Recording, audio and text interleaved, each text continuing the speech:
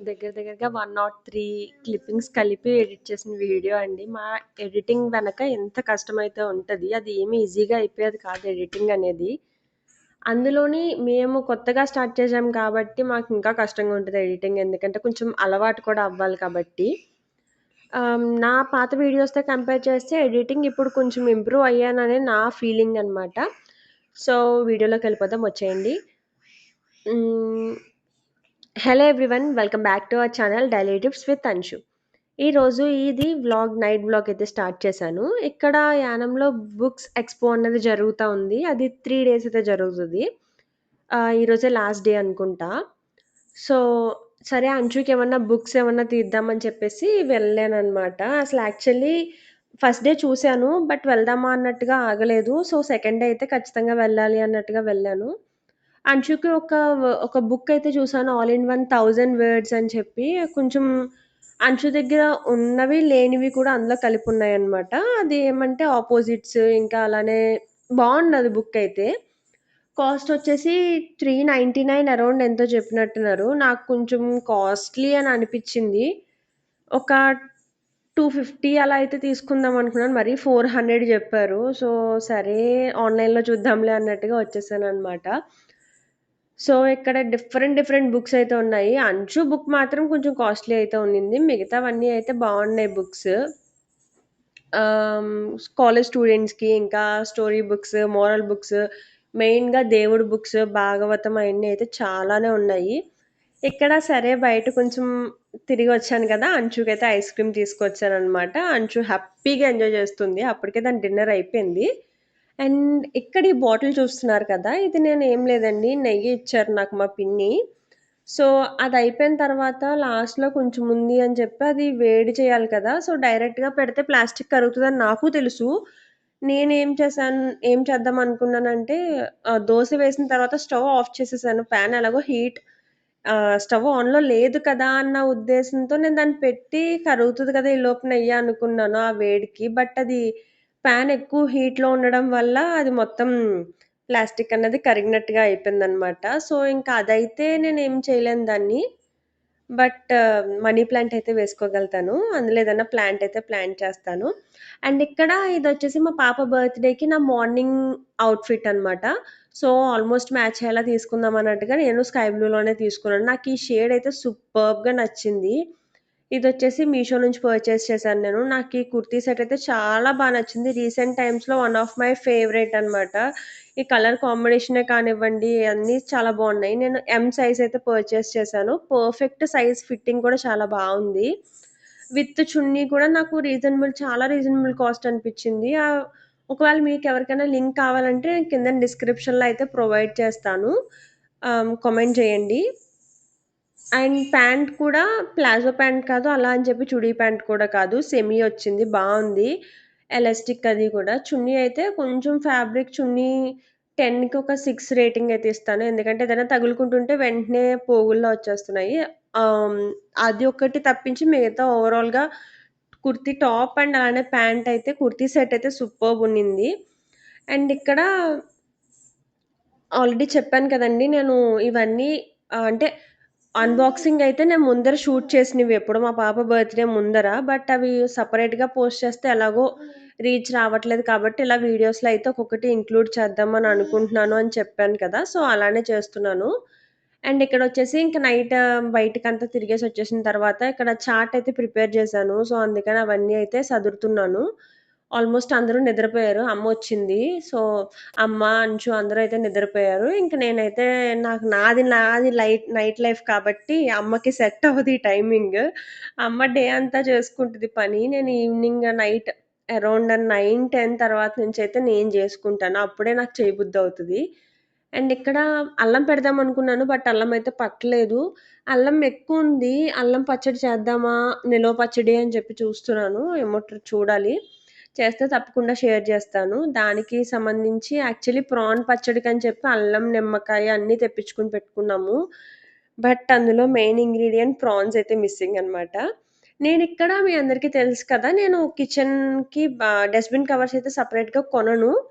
ఇంటికి ఎలానో plastic covers ఒస్తాయి కదా! సో, వాటిలిని అలానే పడేయకుండా వాటిని నేను డస్ట్‌బిన్ కవర్స్ కింద యూజ్ చేస్తాను. ఆ చిన్న చిన్నవి పెద్ద దాంట్లో పట్టవు. బట్ నేను షింక్ పక్కన చిన్ని డస్ట్‌బిన్ పెట్టుకుంటాను కదా! అందులోకైతే పర్ఫెక్ట్‌గా సరిపోతాయి ఇవి. అండ్ ఇక్కడ ఇదంతా నేను నా మొక్కలకి ఎరువు కింద ఆర్గానిక్‌గా చేద్దామని చెప్పి అదంతా కంపోస్ట్ చేయడానికి అని చెప్పైతే రెడీగా చేసి పెట్టుకుంటున్నాను. ఎక్కువ వర్క్ ఉంది కిచెన్‌లో ఎక్కువ కటింగ్ పని ఉంది అన్నప్పుడు మాత్రం నేను పేపర్ వేసేస్తాను. సో, పేపర్ వేస్తే ఏంటంటే మనకి ఎక్కువ మెస్ అవ్వదు. ఎంత మెస్ అయినా ఈజీగా క్లీన్ చేసుకోవడానికి ఉంటది. అండ్ ఇక్కడ చూస్తున్నారు కదా! ఇక్కడ కిచెన్‌లో నా బ్యాంగిల్ పనేంటంటే ఆల్రెడీ మీకు చెప్పాను కదా! అలా ఉంటదనమాట అంచుతో. ఇక్కడ మెంతులు నేను తీసుకున్నాను సరింగా లేవు. మొలకలు రావట్లేదని చెప్పాను కదా! సో, ఇదేననమాట ఆ ప్యాకెట్. మళ్ళీ ఇంకొకసారి ట్రై చేద్దాంలే అన్నట్టుగా లాస్ట్ అండ్ ఫైనల్ హోప్ కింద ఇంకొకసారయితే ట్రై చేస్తున్నాను. కిచెన్‌లో ఉండకూడని వస్తువులన్నీ కిచెన్‌లోనే ఉన్నాయి చూసారా! మా పాపతో అలానే ఉంటది. అండ్ ఇక్కడ బిస్కెట్ ప్యాకెట్ ఇందాకటి వరకు పట్టుకొని తిరిగింది డిన్నర్ చేయకుండా బిస్కెట్ కావాలని ఆళ్ళ అమ్మమ్మ ఇక్కడ దాచేసిందనమాట. అండ్ ఇది సాటర్‌డే రోజు vlog. So, next day Sunday కాబట్టి నేను నైటే చికెన్ అనేది మ్యారినేట్ చేస్తాను. ఎయిర్ ఫ్రైయర్‌లో పెడతాను కదా!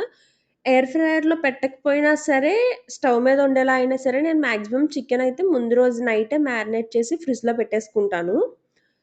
చికెన్ అలా ఫ్రిడ్జ్‌లో పెట్టే కంటే మ్యారినేట్ చేసి పెట్టడం నాకు అనిపిస్తది. నెక్స్ట్ డే ఏంటంటే ఎక్కువ రోజు ఐ మీన్ ఎక్కువ టైం మ్యారినేట్ అవ్వడం వల్ల జ్యూసీగా వస్తది చికెన్ అన్నది. ఒకవేళ ఎవరైనా ట్రై చేసి ఉండకపోతే ట్రై చేయండి. మాక్సిమం అందరికీ తెలిసిందే ఇది. నేను చేసేది చూపిస్తున్నాను కాబట్టి ఇది చెప్తున్నానంతే. ఇది పెద్ద ప్రాసెస్ అయితే ఏమి కాదండి.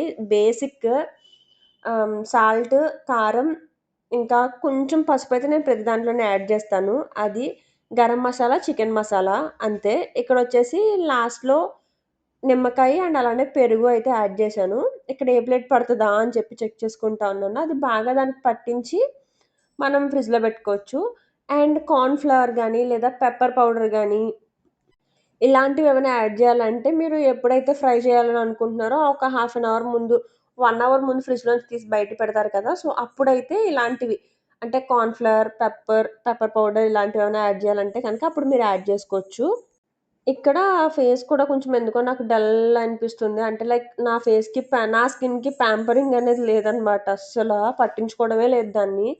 సో, ఇక్కడొచ్చేసి నేను ఫేస్ ప్యాక్ అయితే రెడీ చేసుకుంటున్నాను.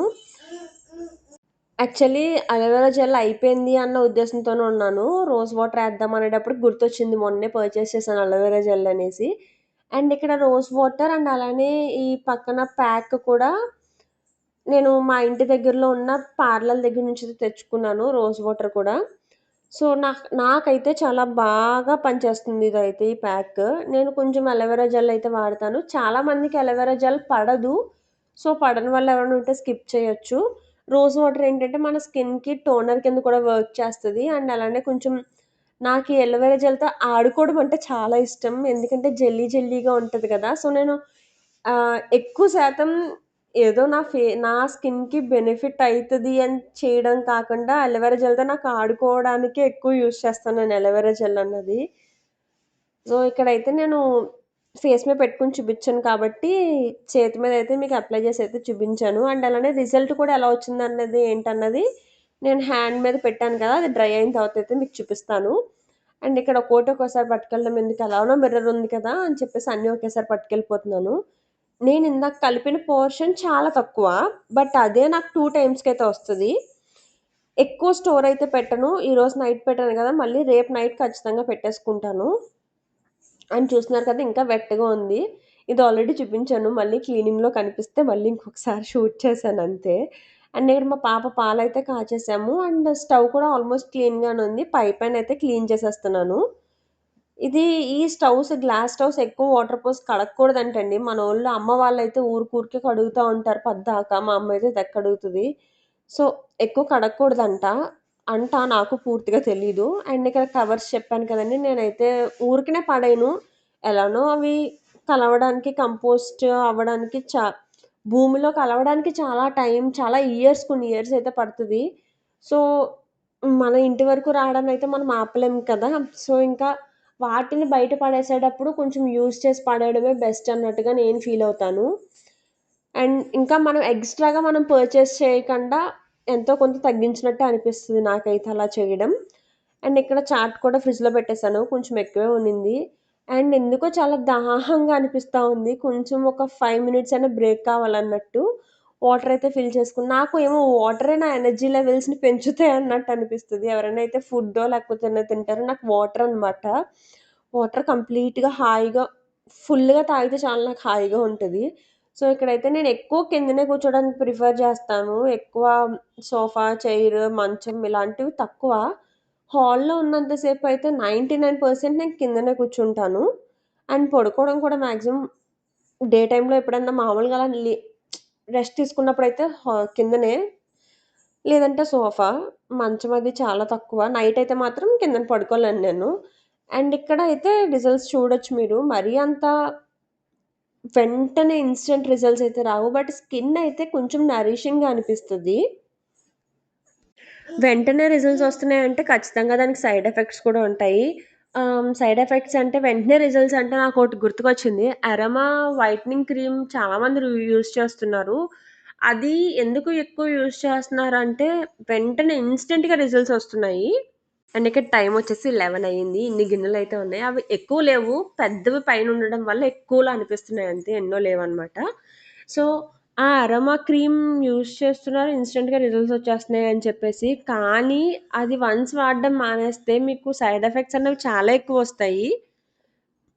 సో, అందరూ చదువుకున్న పిల్లలే కదా! అంటే అంత ఇన్‌స్టంట్‌గా రిజల్ట్ ఎలా వచ్చేస్తదన్నదైతే ఒక్కసారి ఆలోచించండి.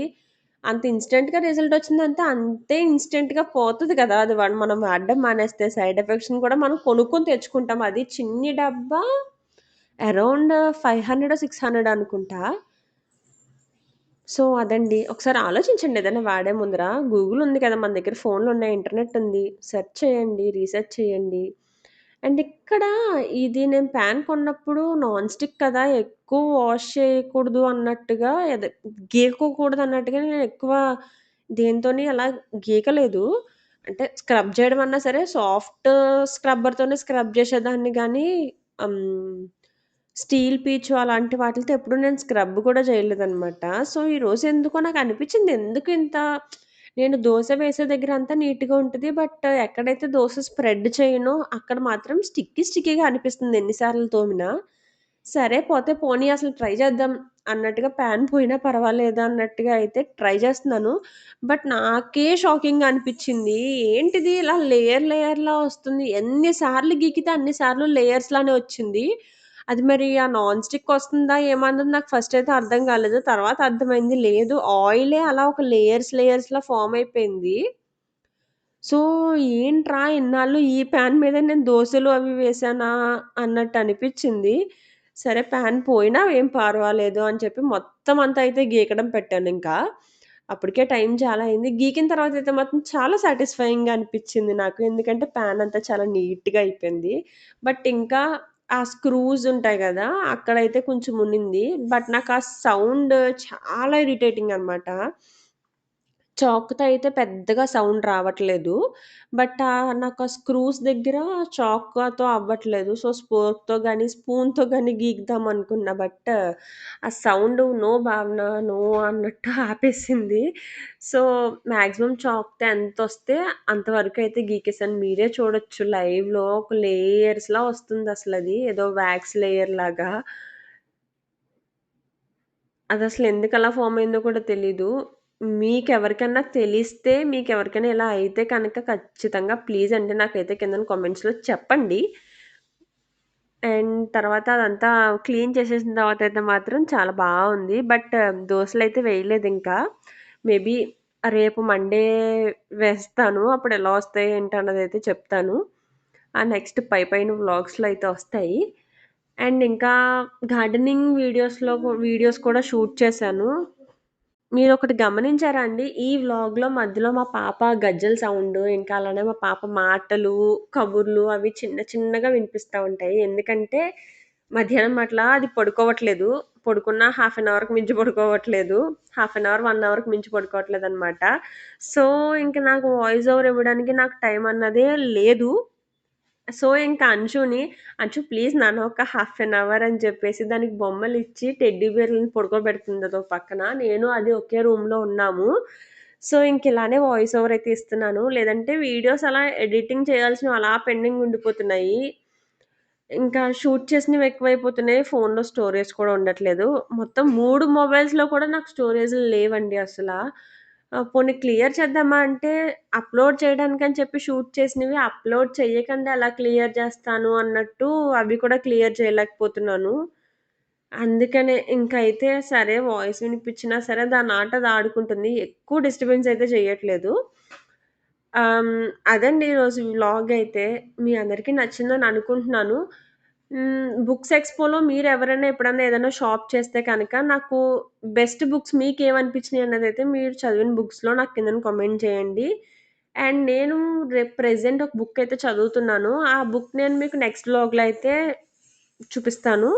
ఏం బుక్కు అండ్ అలానే ఇంకా మొన్నే స్టార్ట్ చేశాను. హార్డ్‌లీ ఒక 20 పేజెస్ చదివానేమో అంతే. బుక్ రీడింగ్ అన్నది ది బెస్ట్ అండి మైండ్‌కి. సో, అండ్ నా వరకైతే బుక్ రీడింగ్ కంటే గార్డెనింగ్ అన్నది బెస్ట్ అనమాట. బాయ్.